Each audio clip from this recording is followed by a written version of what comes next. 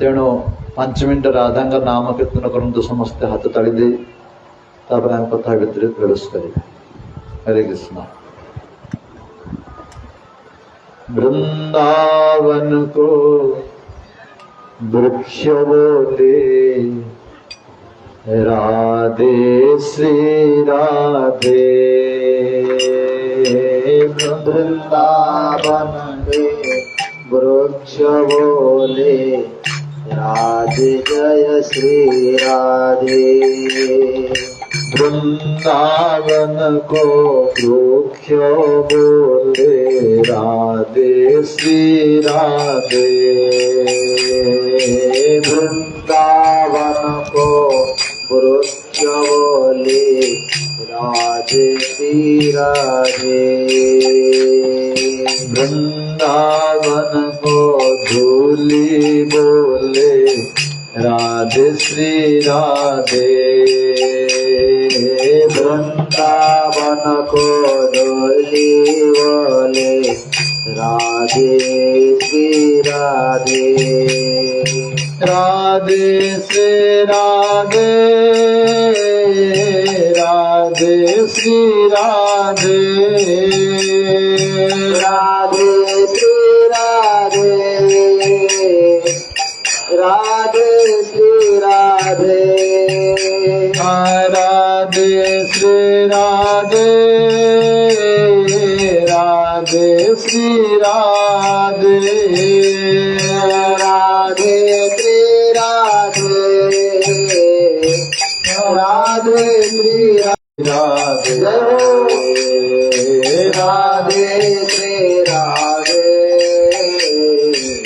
राधे श्री राधे। वृंदावन का वृक्ष बोले राधे श्री राधे। वृंदावन का वृक्ष बोले राधे जय श्री राधे। वृंदावन का पक्षी बोले राधे श्री राधे। वृंदावन का पक्षी बोले राधे श्री राधे। वृंदावन का गायो बोले राधे श्री राधे। वृंदावन का गायो बोले राधे श्री राधे। वृंदावन का साधु बोले राधे श्री राधे। वृंदावन का साधु बोले राधे श्री राधे।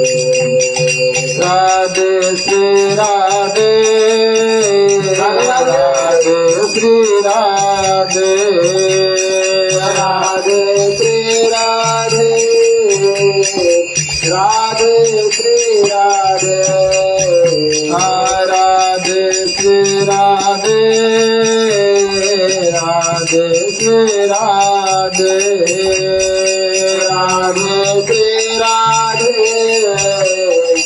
राधे श्री राधे राधे श्री राधे।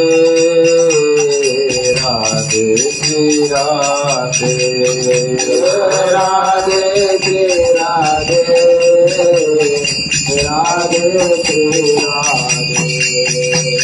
राधे राधे राधे राधे राधे राधे राधे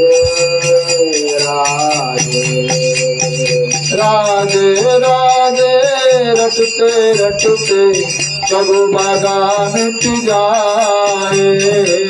राधे राधे रटते रटते प्रभु कलाम जाए।